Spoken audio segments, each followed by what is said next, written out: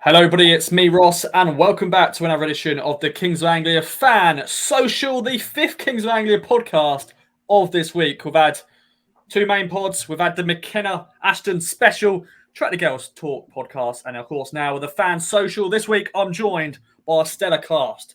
Good old Jon Watson's back. The sweet Prince Harvey Davies is here. Makin and Ben De'Ath is joining me to discuss all things town. I want to get right into it and introduce Jon Watson, the man, the leader, King of the North. Jon, how are you doing, my friend? I'm good. It's good to be back, Ross. Thanks for having me on. It's good to be with such fine gentlemen around as well. It's been a while since I've been on. Obviously, I've been on game day a few times, especially at the away games, Chef Wed, Bolton, Donny. I wasn't at MK Dons, but I was at Donny, and I thought it was a terrific team performance.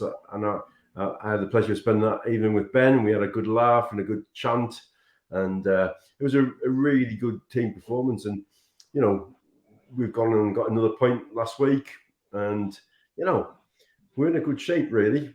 Your comment a few months ago about the season's dead. Well, it's still open at the moment. It's still not quite officially dead. It's still to play for. So it's great to be back and lots of things to talk about. It's never a dull week supporting Ipswich Town, is it? And it's been a busy old week. And I think, I know we'll get into that later on, but I think huge kudos to Stu and Andy for a great pod when they spoke to Kieran, McKenna and Ashton. I found it fascinating. I'm sure most Town fans have listened to that and really got a lot of insight from that. So, yeah, lovely to be here. It's always a pleasure to have you on, my friend. And up next is the sweet Welsh Prince, former friend of the show. It's been scrapped now. It's now the fan club. But Harvey, how are you and your thoughts on that comment on the main pod? Well, and I've worked so hard for that title, and it's just been stripped off me, hasn't it? I know where I stand now. It's all good. No, it's good to be back. Yeah, it's been a while similar to Jon, since I was on. We're in a lot of a healthier position now than we were last time I was on. The last Ipswich game I was at was Wednesday away, so less said about that the better. But we seem to be in really good hands. I'm really pleased with how the McKenna era has started. Hopefully it carries on. The way it started. I'm sure there'll be bumps along the way, but I'm feeling really, really good about the club right now. Some of the off the field things as well that the club's doing, I'm sure we'll talk about a little bit later, as well as the on the field stuff. I just feel it's a really good time to be an Ipswich fan. There's a lot of positivity around, and hopefully that positivity can be shown on the pitch as well as off the pitch. So I think it's a good time to support the Blues at the moment. It is indeed. It's making these podcasts a bit better. It's not a counselling session now. It's just us. Remember the Paul Lambert podcast days? They were just atrocious. We don't want to go back to them. No, yeah, shivers down my spine. And if you're watching a video, basically what Jon Watson, that's our feelings on that era. Even to start of Paul Cook's era, and of course the end of his era too. And the third man to introduce is Makin. How are you, my friend? You've been on a few pods recently, but we got you on because you've got something to announce later. But how are you, my friend? I'm very good, Ross. Yeah, a bit last-minute addition to the lineup. So, luckily, I managed to get back from the wilds of Lowestoft in time to log on tonight. I haven't been to a game since Gillian went home, so I'm looking forward to getting back to Portman Road on Saturday and then having a quick return Tuesday night as well, back at Portman Road under the lights. I'm really looking forward to it. I think I've got to agree with what Jon and Harvey have said so far. It's feeling a bit more positive, and I think we need to start a whip round to get you a T-shirt, Ross, with the quote and the date on it.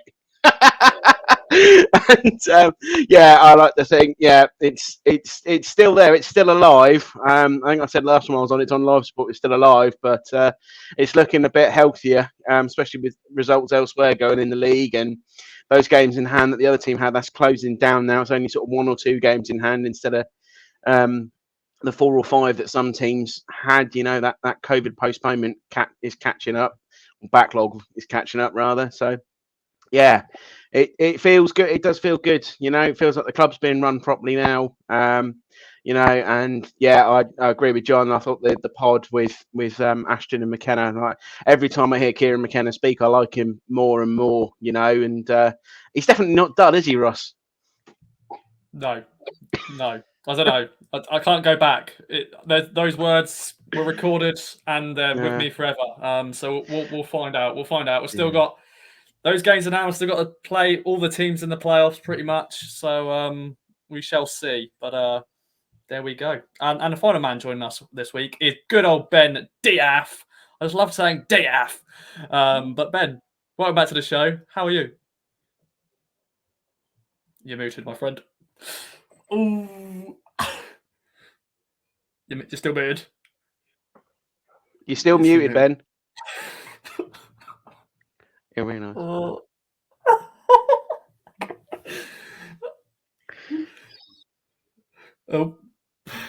There, just unmuted myself after rattling on for a little while. I did swear a couple of times, so good to get it out while muting myself. My wife probably wishes I stayed on mute a lot more often than that, 30 seconds. Yeah, really good trip to Milton Keynes at the weekend. As much as we didn't get the 3 points, as I said on game day, got to be happy with the point. Not losing a game like that keeps us in the hunt. The main takeaway, I think, was just the outstanding support again, which I mentioned on Saturday. Just still, when you look back at the pictures and the videos, I bet the club must love it. That sort of content is gone all over the place about people, who support other clubs who didn't realise we were taking that many fans sort of comment on that. So that for me was the main takeaway from Saturday, along with the performance, which keeps us still positive. We're still in it. Every game now is going to be a huge game. So Saturday is a huge game. We just need to keep picking up points. But I'm feeling positive. Relatively positive anyway, but you've got to be as a football fan, haven't you? We can't write the season off just yet. We're not as downbeat as you, Ross. I'm a positive man normally. It was just that moment we lost against Barrow live on TV 2-1. It was a terrible evening, and I just went, yeah, season's dead. And that's before McKenna got appointed, and McKenna has been a breath of fresh air. And that podcast he did with Ashton brought him up more. And let's jump right into that now. Let's do the segue right in now. We're going to get the takeaways from John, Harvey, Matt, and Ben on that podcast. On the main pod, we spoke about it, but this is now your floor to have your thoughts on it. So, John, first of all, your takeaways from the pod. Well, I loved it.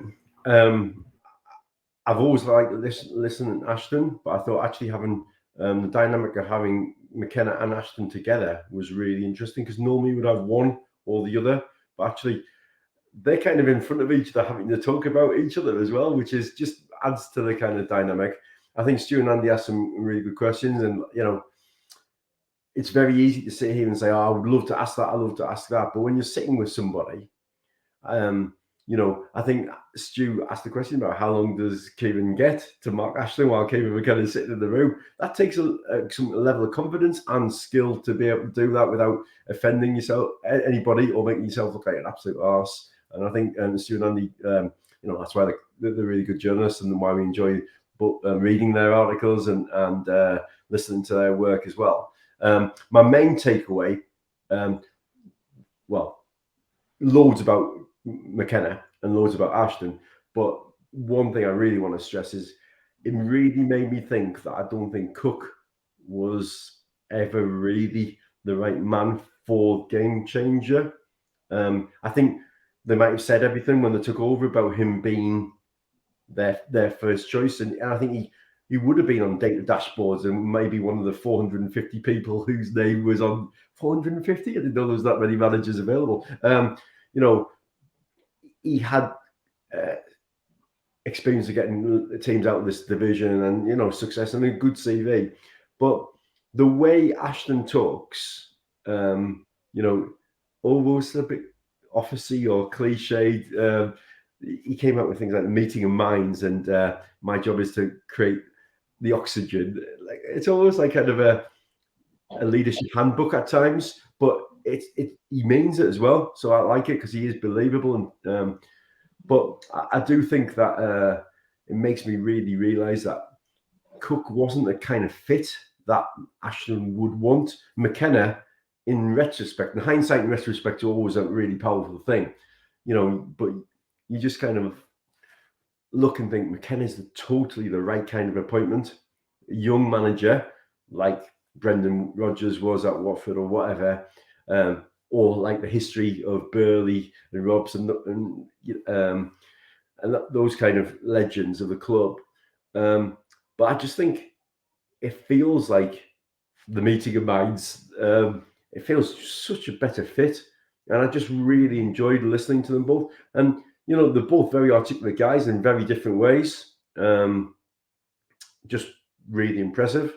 So my first takeaway, I don't know if you want to go around and take one each or whatever we want to do, but one of them is I don't think Game Changer really, well, Cook wasn't Game Changer's style of manager. This whole approach of, like Kieran kind of talked in massive detail about the performance team, and Cook's had a bit of a lash out of that, hasn't he? And without slating Paul Cook, I thought McKenna handled that really well and said, well, it's what I would expect. It's what I'm used to, having a performance team that I report to I liaise with every day. And I think he just kind of said, I think Cook's wrong without ever saying anything about Paul Cook. So a bit of a class there as well, I think. But yeah, really feels like Cook is a different sort of manager. We all wanted Paul Cook to do well. We all did, and we all wish him well at Chesterfield. Who would have thought that would be the case? You know, but I'm excited. I want to believe. It's not just hope, it's a little bit of belief again, because I'm always full with optimism and hope. But the more I listen to McKenna and the more I listen to Ashton, but particularly McKenna, because he's still new to us, every post-match interview, I kind of rate him more and like him more. And then I listened to this interview and it was just like, you know, intense and added loads of value. So yeah, big two takeaways then. Cook wasn't Game Changer's man, and I'm really liking McKenna, and he's a good fit for the Game Changer approach. Well said as always. Harvey, over to you. Of course, we've seen him do interviews with the club, club interviews, but this was just something very completely different. And what are your takeaways from it? I thought it was brilliant. I really, really did. Similar to what's been discussed already. I thought Stu and Andy did a brilliant job. I thought the questions were really good. There were some difficult questions in there, like Jon said, essentially asking Mark Ashton how long McKenna's got. You know, in Mark Ashton's office. I'm sure that wasn't an easy thing to do. And I thought McKenna and Ashton kind of rubbed off each other really, really well. It's not very often you get an interview with a manager and a CEO. You know, sometimes you get an interview, long interview with the manager, or we've seen already the long interviews we've had with Ashton. But to have them both is something that is different, and it shows the transparency the club is giving nowadays. You know, I've come on here so many times and said we had 14, 15 years of Evans making 3 or 4, if that, public appearances, public interviews and stuff like that. And now it's night and day compared to what we're used to. McKenna himself, I just love him. I think he's great. We've got an animal making an appearance, a little guest appearance at the bottom. I'd love to know their thoughts. That dog's got a pin stuck to him. Loves McKenna, I can tell. But yeah, McKenna himself he's similar to what's been said already. It's easy to say, isn't it, when it's going so well? But he's just so impressive. I've seen him like on the touchdown at Sheff Wed, for example. He's not one of these managers that is constantly barking down the fourth official's ear, or is constantly, going, ranting and raving. And I think I enjoy his kind of measured approach. When we're winning, it's not, we're unbelievable. It's the same when we're losing. He's got the same kind of attitude regardless. It's just get on with it, on to the next game. And he's got a really good approach, I think. And it's a modern approach, and it's something that, unfortunately, Cook didn't have. I was a big fan of Cook until the end. Really, I was convinced that he was the right man. Obviously, I was wrong. But it's just so refreshing to see the flexibility that McKenna's brought. He's not afraid to change systems 2 or 3 times in games. And yeah, so overall, I was really impressed with the interview. I thought it was really good, and I think we're in really good hands. I can see this being a real long-term appointment for us. Ashton referenced it in the interview that he's got a history of appointing young managers. You look at Brendan Rodgers. Lee Johnson is another one that he's got a good relationship with, a close relationship with. So historically, this is what he's done, and I'm really, really excited to see what the future brings, because I think we're on the up. I really do.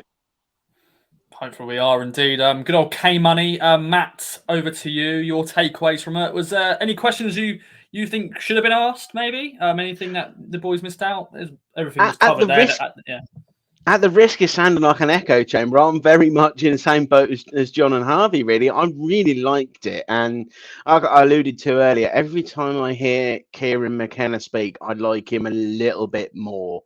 I really feel it for the first time I can't remember when, and we're probably going back to the 90s here with Burton. There's a proactive manager there, and there's a plan in place from the club hierarchy about how we're going to do things, in the same way that Sheepshanks had that plan in the 90s to get us up with Bernie there. It really feels that we've got that now with Game Changer, and really I've made no bones about my unhappiness about Marcus Evans over the years.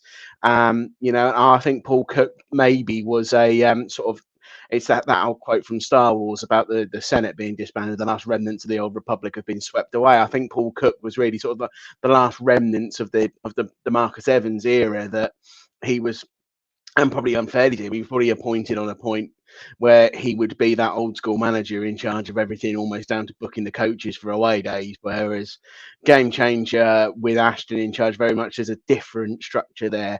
I think a more modern structure where I know McKenna's got the title of manager, but I think he's probably more acting as a head coach sort of role, and I don't think that wasn't what Paul Cook signed up for, and that's not the sort of manager he is. And again, I wish him well. I mean, he's not had a great start to life at Chesterfield, in 98th minute equaliser, and I think a lot of that time added on was for one of their key players after going down with a broken ankle. So I feel for him there. But yeah, he was a nice guy. I went to that fans forum earlier in the season, and he was really nice there. But it didn't, sometimes for whatever reason, regardless of the quality of the manager, it just doesn't work at a club.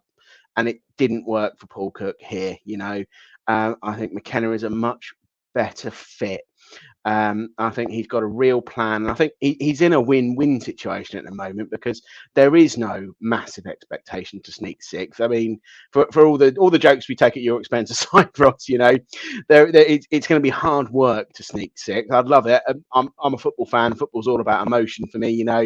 I'll dream of us like sneaking sixth, having that momentum, having a glorious day out at Wembley, and going up via the playoffs. But in reality, it's going to be hard work to do that. But McKenna has got this win-win situation, in that if he does scrape us into the playoffs, even if we don't go up through the playoffs either way, he's on look at that.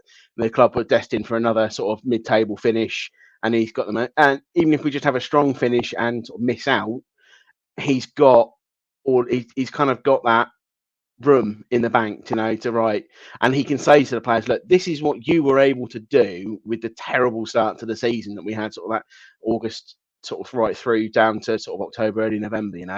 Think of what we can do if we're out of the traps right from the start of the season. And I think Ashton, I mean, we hear a lot from our friends in the southwest who aren't his fans, where he's from good old Bristol City, but I like Ashton. He's not going to be perfect, but I think, and Jon said, he does sound like he's sort of reading sort of from the book of David Brent sometimes to some of the cliches, but I think he does believe in what he says, and there's that, I feel there's that openness and transparency between the club and the fans that really we didn't have at all during Marcus Evans' tenure as the club owner. Like I said, it was very much we got statements and we got talked at, and any attempt at engagement didn't feel meaningful. It does feel different with this ownership, and I'm hoping it's not me just being a bit naive, but I really do think I agree with Harvey. It's a really good time to be an Ipswich Town fan at the moment. I do feel we've got more of a future. I'll feel even better when we finally get out of League One and back up into the top 2 tiers of English football, because, the novelty is very much worn off at this point.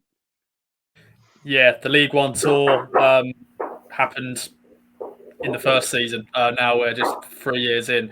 Ben, over to you to sort of end this chat on the podcast special. Your thoughts and your takeaways. Yeah, I really, well, like everybody else has just mentioned, really enjoyed it. John mentioned most about the meeting of minds thing. That cracked me up. Just the way that Ashton sometimes talks. He is Billy Big Balls, isn't he? Like the meeting of minds, like Sir Isaac Newton and Einstein were meeting up the M6. I mean, no disrespect to either of them. They're both brilliant at what they do. McKenna just sounds like, if you were to bring home the perfect guy for like your daughter or whatever, he's so well mannered and respectful and speaks so well. And Ashton kept referring to his high IQ, which, I mean, how many football managers get referred to in terms of their IQ levels? I can't think of a single one. So it does all point in the right direction. He's a credit to the club. He's only been in here a couple of months, and he's already just making such a great impression. Ashton is such a great PR machine. He's doing a fantastic job. There's a small part of me that thinks, he knows exactly what he's doing. He's got us all right round his finger. He knows exactly when to come out with statements, exactly when to do interviews. But so what? That means he's just bloody good at his job, and we're fortunate that we have someone like that. Who's at the top of our football club. So we haven't had that for so many years.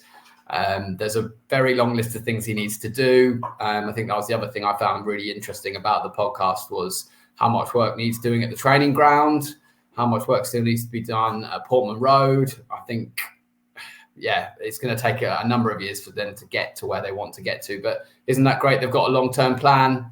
As I've said, when Game Changer first took over, they're here for the long term. And hopefully now they've got a manager who's going to do exactly the same here for the long term and build the club. It's hard not to get excited. I'm trying to keep my feet on the ground because we are still 9th in League One. But we've been desperate for 20 years, isn't it, really? So trying not to get too excited, Ross, but the podcast was absolutely fantastic, the way it looks towards the future. I'm feeling very happy about it, sat here right now, just hoping the next 5 or 10 years we're, closer to where we want to get to. Definitely. I was about to say, I've got hands up. Any other notes from the podcast, John, Harvey? Take away. Yeah, just to say, Ross, I think another takeaway, we've obviously all got the same vibes, haven't we? A couple of other things just to touch on. One was the clarity on recruitment. It was really, really clear that the manager has the final sign-off, which makes me think that, back in Sun or whoever, wasn't just an it might have been on Ashton's data dashboard. He's got familiarity with them, might be able to get over the line a bit easier or whatever. But it's really good to hear the absolute clarity from both parties publicly that McKenna gets a sign off. And I think that probably reflects a little bit poorly on Cook, that he got a little bit excited like a kid in the sweet shop, and the 19 different sweets he bought, and he probably bought 5 from the same shelf that were the same amount of fizziness. I think what he really needed is a variety. We didn't need quite as many number 10s, but I think the recruitment thing was a really interesting point. And he also, I think that the bit about McKenna being a coach came through, and he talked about not wasting any talent in the building, and that was clearly people like Jackson and Wolfenden, and I think that's really good reflection. Like, he's talking about trimming the squad, making sure it was the right amount. I get the impression that him and Ashton could sit down and go, right, this is a squad I want. We need to do. It would be much more planned rather than that chaos of the summer. And I'm really confident we will have a busy summer. Actually, we still will need a left back. We've still got the Bond situation, the Salinas situation to decide whether they want to extend those loans. Are they options? How much will that cost? Will any of them become permanent? You got Thompson. Could he become a season-long loan deal next year? Is that good enough, or do we need our own player? And then you got the Norwood, the Jackson situation.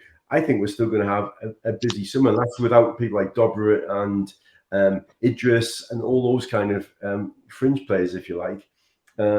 So I think there'll be a lot happening, but I think Ashton's probably going to listen to McKenna's view and go, this guy really knows what he wants, because they talked about, we already know the kind of player McKenna wants. We already see the Ipswich DNA of a Kieran McKenna team. And I thought that really came through excellently as well. So you would imagine, if everything goes according to plan, a Premier League club is going to come and try to take McKenna off us when we're third in the Championship in 2 years' time.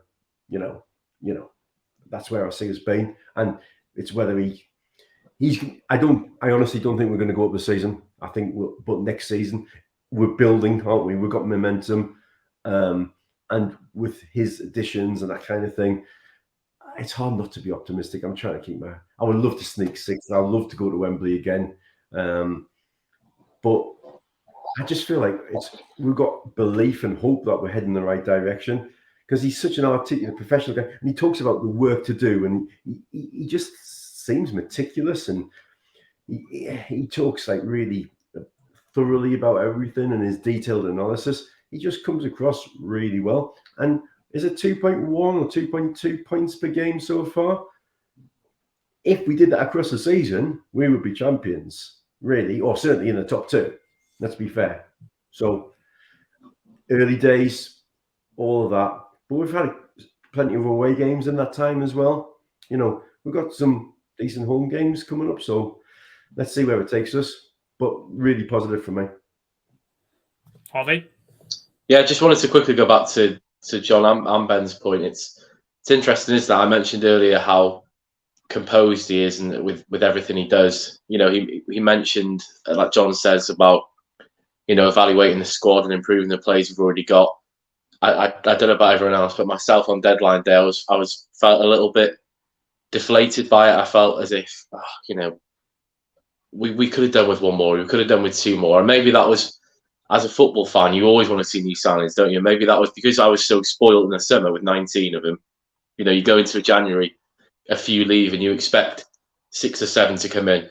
When really, did we? You know, was I just being greedy? You know, you look at the options we've got now, and you listen to McKenna and how he just wants to improve players. He wants to. He's not about, like we said about Cook, and getting excited signing 18 out of 19, the signings being number 10s and all this. I just think it's really refreshing, McKenna's thought process on that of, let's not rush into you know, making a shitload of signings, and let's just work with what we've got. We've got a lot of quality here. You know, Caden Jackson's not the best striker in the world, let's be honest, but McKenna can see the qualities that he offers the team. So I really like that. And just quickly, Ben mentioned briefly about the interview with Ashton where he discussed the training ground. What impressed me with that is he could have very, very easily gone into that interview and just essentially said how everything's rosy and how, you know, everything's on the up and it's all going to be, you know, we've got McKenna at the wheel and all that. But he was honest, transparent, and said, essentially, the training ground's a shithole, is what he's saying. You know, it's not good enough. It's been neglected for 10, 15 years. There's been next to no investment in it, and it's going to take time. And I think that as fans, that's all we ask for. You know, we're not expecting miracles. You know, we're not expecting to win the league next year if we are in League One. Fingers crossed we're not. But we're not expected to win the league by 100 million points. We just want transparency, whether that's from McKenna or whether that's from when we have these interviews with Ashton. So I really like the fact that he's keeping supporters in the loop by saying we're making these really good strides on the pitch and off the pitch, but there's also a lot to do. You know, as he said, the training ground, Pullman Road, he's mentioned a few times, isn't in the best condition. Hopefully it'll be a bit better when I go up there in April. But yeah, I just really enjoyed it. It's as I said, something that we're not used to, and the communication from the club since the takeover has been outstanding. Not just necessarily with Ashton and McKenna as well. I saw a club tweet the other day, you know, we've got 2 home games coming up. What kind of content do you want out there? You know, taking fans' opinions.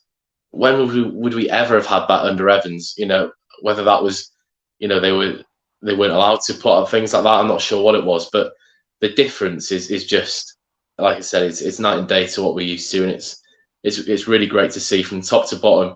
The club is slowly but surely turning into a really, really well-run football club, and fingers crossed that continues for years to come, really, because that's what we all want, isn't it? So,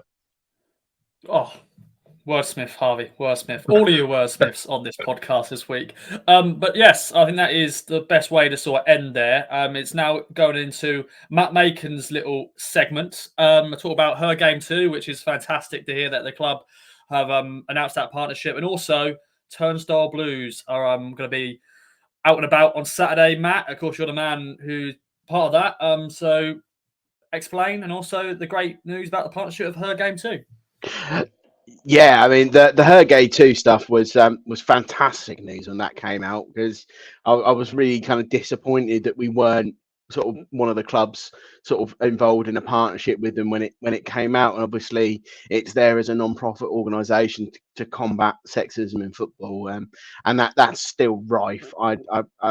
It's still not great, and and there's still a large sort of section of sort of fan base sort of nationally that really kind of, it's not a safe space for women at a lot of games, and the women's league isn't taken seriously as well. And I think the club have done so much positive stuff around the women's game and the development of the women's side, and that's one of the few things actually even that Marcus Evans got right in terms of sort of the development of the women's team.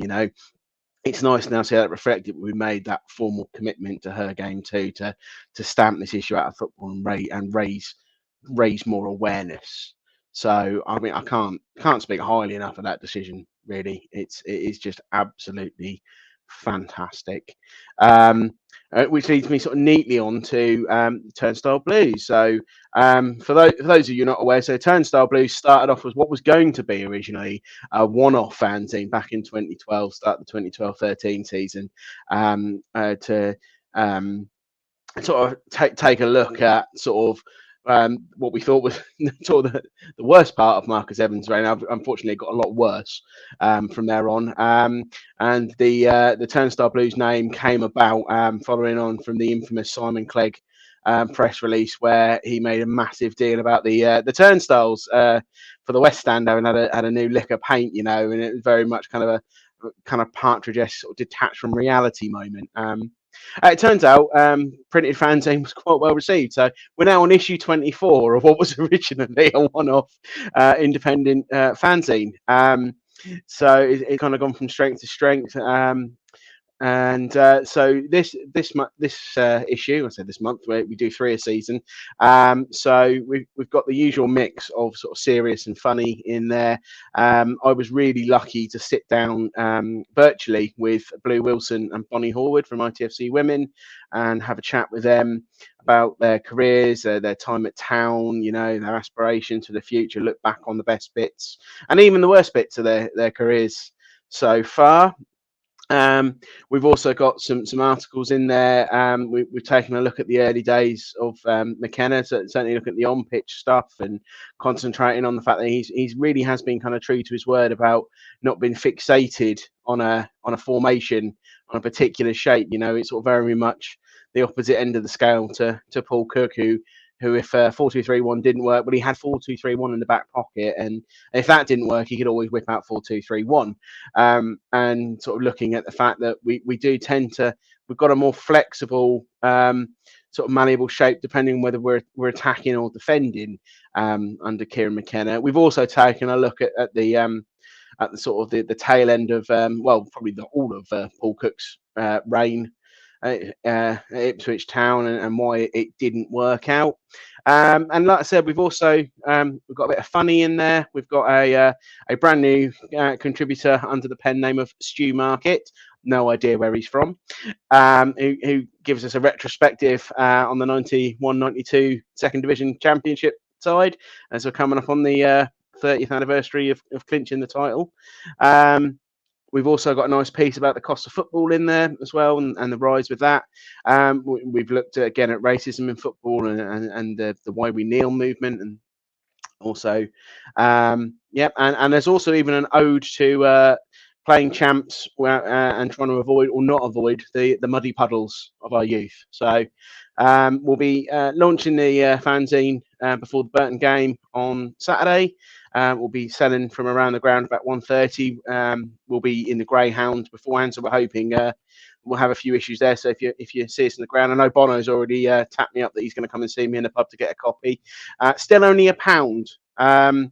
We try and keep it as cheap as we can. It's a limited print run, so that we can keep the costs down. The last several issues certainly since we changed designers have sold out on the first day. So do come and see us, whether it's at the Greyhound or around the ground. There's normally some of us by the Sir Alf statue and the Bobby statue, and the Beat statue now as well, and also sort of up and down Sir Alf Ramsey Way and Portman Road. So come and find us. There'll also be an eBay link going out via our Twitter, which is at Turnstile_Blue. There'll be some copies available to purchase via post or online. So just come down, say hello. There's a lot in there for just £1. So yeah, worth it. Yeah, worth definitely. It. Yeah, no, I am biased, but yeah, definitely, absolutely worth it. All right, we'll give you a review on a next future pod when we read it, and we'll give you a review if we like it or not, and see if it was worth that £1, that hard-earned cash that we got. But no, thanks for that, Matt. And yeah, find all at the Greyhound pub or around the ground. I'm sure you'll find them and buy a copy. Okay then. Well, let's jump in to the strike. Or is there any other notes? Anybody else want to mention her game too? Anybody else want to bring their thoughts on that? Of course, it's a great thing. Or should we jump right into the strike? Ben? I'll just say one thing, football is for all, and it is a very important campaign. It seems balmy that we weren't involved before, but at least we are now. It's a very important message. It's crazy that we live in a world where, women or everybody of any minority or majority they don't feel safe enough to come to football. I think away games seem to be more of a problem from my own experience, particularly male dominated. As a man who goes to away games and has done for many years, you are sort of 95% of the attendance, and I cannot relate, to or give an experience of feeling harassed or feeling unsafe at football. I can't pretend how, but I can see how that is an issue. So yeah, really important message. Glad the club are involved, and we want more people to come and watch Town. And every supporter is a prisoner, so to speak. Yes, they're all important. Yes, John. Just a real quick one from me, Ross. Do you know when sometimes people say, they ask a question and say, why is it needed? Why do we need to do Black Lives Matter? Why do we need to do rainbow tractors? Why do we need to do her game too? And you kind of go, well, yeah, I'm a decent guy. Like, I don't say anything. But actually, if there is a need for somebody to feel like in a minority or feel oppressed, then let's not get caught up in the fact of there shouldn't need to be a need, because we all agree it should be a really good world where everybody's kind to everybody. You can have banter, but you don't overstep the mark. Actually, there are people who feel intimidated going to football, whether it's about their gender, their sexual orientation, their whatever it may be, their skin color, their religion, whatever it is. Let's just get with it. And most people are decent people. I'm a big believer in that. But let's all take responsibility for not tolerating idiots around us, spoiling for others. So for me, it's just a really a modern, sensible, good thing to get behind. And there's, I don't want it to be a tokenistic thing. We shouldn't just have, like Black History Month. Well, Black History is important all year round, but you've got to have a focus on it because it's not part of what is commonly placed. So it's the same for rainbow tractors. It's the same for, all of these issues. Let's be tolerant, let's be kind, and let's get behind our team, one and all, and support Touchdown. Blue Army. Harvey. Yeah, John just mentioned, rainbow tractors there, and I just wanted to give Francine a shout out. Really, we all know how hard she works on it, and how passionate she is about it. And it's great to see we mentioned earlier on, the club making strides off the pitch. It's great to see Connor Chaplin involved now as well. And just echo what everyone said, really. Football is for everyone, and that's how it should be.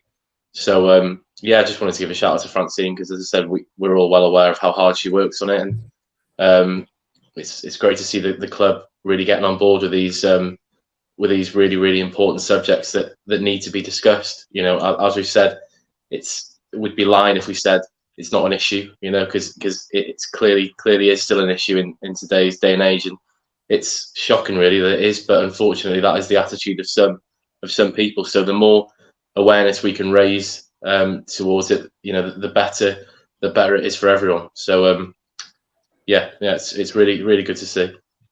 Definitely. And Matt, final word. Yeah. Final word, really. I just want to say, I mean, it is an issue, case in point, because this is a panel here of 5 blokes talking about a campaign about women, and say, get a massive shout out to Francine as well. I've got my shirt and my badge for the Gillingham game the other week. Very, very proud to support Rainbow Tractors. But again, Francine, she's been very open about the fact that she received some abuse via DM on social media recently. And people are discouraged. People with different views, people and women are discouraged, and that's why you see again. This is another sort of male-dominated show because more women don't come forward, and I imagine a lot of it is down to that fear of not being taken seriously or being abused, and it's not confined to match day. It's and again, I agree with I can't remember. I think it was. Ben said it's more away game. I've seen it more at away games. I don't see it as much at Portman Road, but just because I don't see it doesn't mean it doesn't exist, and we need to be doing more for it, and we need to be doing more for it so that we're sort of women are feeling just as comfortable at a game, home or away, as any of us here do. We've got that privilege, and that shouldn't be a privilege. It should be a right for all, Well said, blokes. Well said. That was really good. Okay, then. On to the strike. To segue into what's happened this week. Connections to Burton, and that is what the strike is about this week. I've got 4 questions plus a tiebreaker if needed. It is going to be the battle between Jon, Harvey, Matt, and Ben. I've come unprepared, Ross. You'll have to bear with me while I get a pen and paper. You can just shout out if you want. You can just. Oh, okay, there we go. That works as well. That works. I think the point was made last week about it being for the visual, for the audio. Speaking of someone who normally listens on podcasts. Yeah. Can I just point out, Ross, that the connection between Ipswich and Burton for me is the fact that my face with Tom Baines and Darren. Yeah. Dazza, absolutely. Hopefully, we'll never have to see that gif again. The last Burton game. And, unfortunately, I'm not there this Saturday, so I hope we get a win. And I hope we capture somebody's smiley face rather than the disgust and disappointment on all our faces, which has been the start of the end for Scott Fraser. That was, wasn't it? It was. Oh, that was. I remember David. He was on his phone for some reason. He was like talking on his phone. I think he was talking to one of his daughters. But yeah, that is that gift that sort of went out so many times during the early start of the season because we all know. But let's not talk about that. But yes, 4 questions, tiebreaker if needed. First question, let me get my answers up because as you know, I'm very unprepared normally. But first question is on Freddie Sears. Now, he ended his goal drought against Burton in 2016, but how many games did he go without scoring? Of course, he had a few goal droughts during his time at the club. But yeah, closest to the correct answer gets the point. How many games did he go without scoring? Of course, he went and scored in that game. 2-0 win back in 2016. I think it was 2-0. I think Chambers scored in that game as well. Maybe. Or Luke Varney. Don't know. Anyway, everyone ready to shout out? Oh, John's gone 31. 23. 23 by Matt. Ben is... I'm just going to say it. 29. I have written it down, but you're not going to be able to see, can you? No. There you go. You can see now. 29. 29. Harvey? 32 I went. Okay. The correct answer is 38 games. Ooh. So is Harvey 32? Who went? Was it Harvey? Yeah. Harvey, got a point. 1-0 to Harvey. All right. Now, a blast from the past here. Danny Rowe, remember him? He's currently still at Burton, but when I was speaking to the Burton reporter this morning, apparently he's still at Burton, but he's not been in like a match day squad since like November. He's not injured. He's just training, and apparently he's training. I don't know. It's a weird story. But Danny Rowe scored once for Town, but who was it against? He played 29 games in total, scoring once. I've got 3 options. Was it Southend, Tranmere, or Rochdale? So he scored once for Town in 29 games, but who was it against? Of course, play at home. People listening on their runs, on their walking their dogs, driving. What were the options again? Southend, Tranmere. Same options every time. Yeah. Always the same. Weaknesses, you put eczema. Yeah. That's an up-to-date pop culture reference for the kids. Yes. Oh. Shout out one. Southend. Ross, I think I recall it. So can I go last? Yes. I've gone Tranmere. Tranmere. I've gone Rochdale. Yeah, I'm sure Rochdale won a 1-0 win. It was Rochdale, 1-0 win. So Oh. there we go. So it's Harvey 1, Ben 1, Jon 1. You went Southend, didn't you? His first goal, I did. I think his first goal was almost, and then later it was taken off him. I think it was given as an own goal. Was against Gillingham in the Pizza Trophy. I remember because I was there, and it came up on the scoreboard. It was Danny Rowe, and I was sat up in the West Stand with a perfect view with an all-stand goal. And I was like, "There is no way he's keeping that goal." Definitely not. Of course, Definitely his brother played against us. He's still at Donny, or he's back at Donny, isn't he? I don't know. There's 2 Danny Rose, isn't there? Let me quickly. He's Tommy Tommy Rowe, Rose, yes. isn't it? Tommy Rowe, yeah. Tommy's he's back at Donny. Yeah, he's back at Donny. Hey, it rhymes, doesn't it? Tommy's back at Donny. Whee. So it's 1-1-1-0. Matt, hopefully you can get this one right. Connor Chaplin celebrated his birthday this week. He turned 25. Connor Chaplin was born in which West Sussex town? Was it Horsham, Worthing, or Crawley? I had to do my Googling on West Sussex towns to see if I have 3 options for this. I thought it was a nice little question. Horsham. Horsham from Harvey. Yeah, I'm going to go Horsham as well. I've gone Worthing. Worthing. Well, I don't have a bloody clue. So it was Crawley the other one. Yeah. Well, let's go Crawley. Crawley. And Jon Watson is correct. It is Worthing. So Johnny took the lead there. Also, happy birthday to Carl Edwards. It's his birthday today, as of this recording. So if you're listening on a Friday, it was his birthday Thursday. But yeah, well, I know Ed Sheeran listens every week. It's his birthday too, isn't it? So is it apparently? Yeah. Yeah. Don't care. Question 4 is on Carl Edwards. He's only worried if it's Rihanna's birthday. Yeah. Yeah. She's pregnant and all that. Is it yours?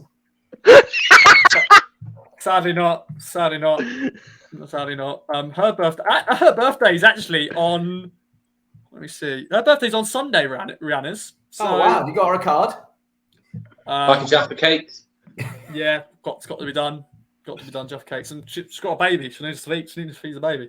But enough of that. It's Carl Edwards, who's also a rapper as well, of course. That isn't the question about Carl Edwards, but he spent a season on loan in League Two in the 2017-18 season for which club? Was it Coventry City, Exeter City, or Forest Green Rovers? Nice little segue, Rihanna, to a loan spell in League Two for Carl Edwards. Yeah. I think it was Forest Green. Yeah, I'm leaning that way as well. Forest Green. I've gone Exeter. Yeah, I think it's Exeter. It is Exeter City. So Jon Watson has won. We have our tiebreaker, which I will use, but Jon Watson has won this week's strike. There's no prizes, unfortunately, John. Or maybe next time I see, I'll buy a pack of Jaffa cakes, something. But yes, tiebreaker. Now, John, are you happy to let this be an open floor? Someone steal it. If they get it correct, they have to get it spot on to take the crown. You happy to do that? 100%. All in. Then. He's going all in. All right, and final question is on Alan Brazil. I don't think any of us were alive when we saw him play. Probably not. I don't know if John, maybe just about, maybe young. No, sorry. No, I was old enough to see him. Well, know him as a player, but never saw him play live for Town. No. Okay. Well, it was 40 years ago today. He scored 5 goals for Town against Southampton. But how many goals did he score for Town in 210 games? So correct. Dead on wins the strike. If not, Jon Watson still wins. So 210 games, scoring 5 goals in a game. That is just madness. I don't think many other players have done that. I know Jon Walk scored 4 in a game once. Remember that? What's the Oxford player who scored 4 penalties? That was mad the other week for Oxford United against somebody. A couple of weeks ago. 4 penalties in the same game. Yeah, mental. Crazy. Remember Jermaine Defoe did it, didn't he, against Wigan as well a few years back? Yeah. Brannigan, yeah. 4 penalties. That was against Gillingham, wasn't it? Was that 7-2? Was it against Doncaster? Which one was it? Who was it against? No, Gillingham. Gillingham. Yeah. I think it was Gillingham, yeah. Yeah, it was. Oh, yeah, it's just before we played them. But yeah, okay then. Who wants to go first? I'll start the bidding at 79. Oh. 64. I've got 103 because I think he had a great record, but I think I've just absolutely blown my chances. You have. Little clue there for you, Harvey. I feel if you got triple figures, I'd have that in the back of my head. Yeah. I'll go 75. Do you know what? Someone was so close.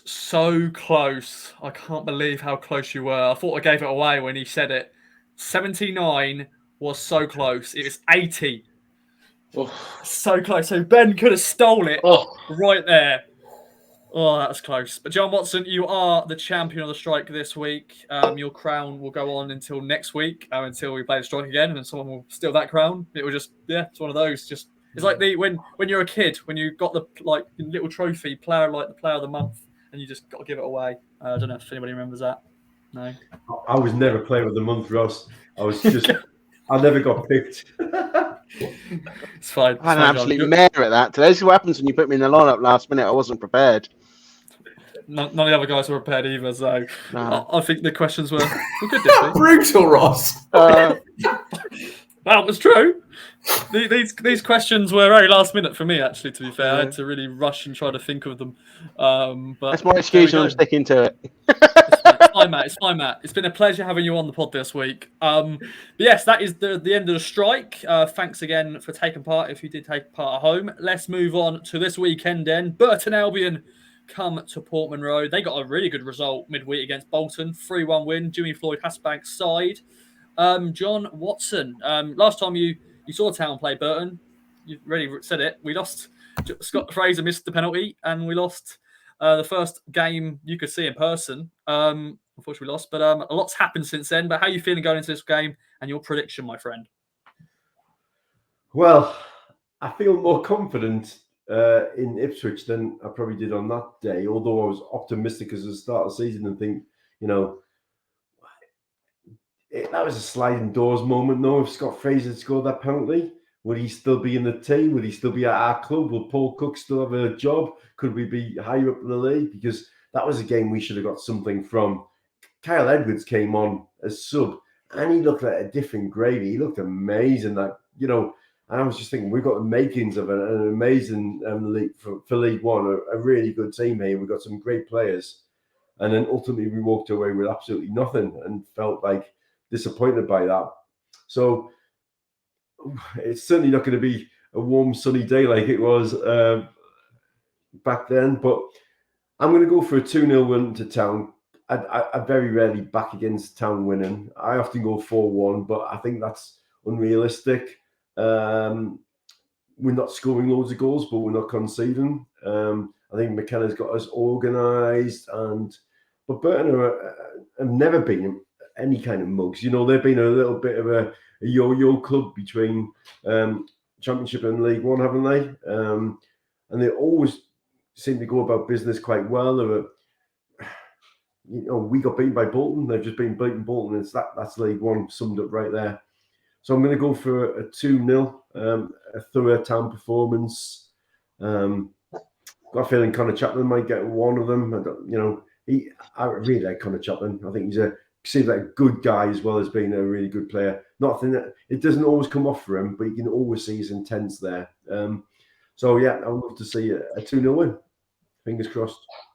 Hopefully, I've gone for a 1-0 win. I think it's going to be one of those tight games, but I think we're going to find that goal somewhere. And I don't know who it's going to be, but hopefully it will be somebody. Harvey, over to you. How are you feeling going into this game? Back to Bolton Road, thankfully. I feel like it's been a while, although it hasn't really. But it's been because there's been 2 away games. But your prediction, my friend?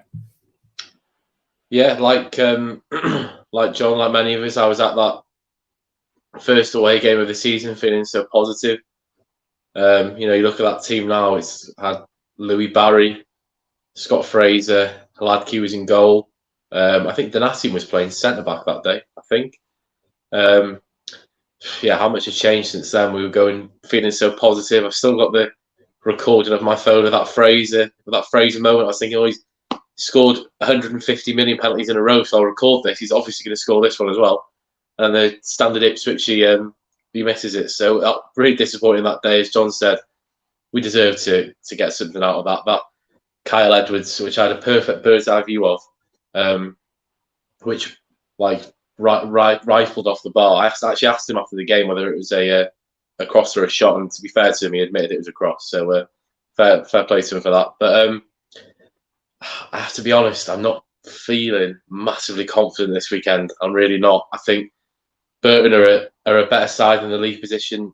The league position says. I know they're mid-table, so they're not exactly fighting a relegation battle. But I saw a stat earlier on as well that in 2022, I think Burton are only one of 4 teams that have never lost a game that they've taken the lead in. So I'm a little bit wary. I don't think we'll lose it, but and I hope I'm wrong. But I'm going to go for 1-1.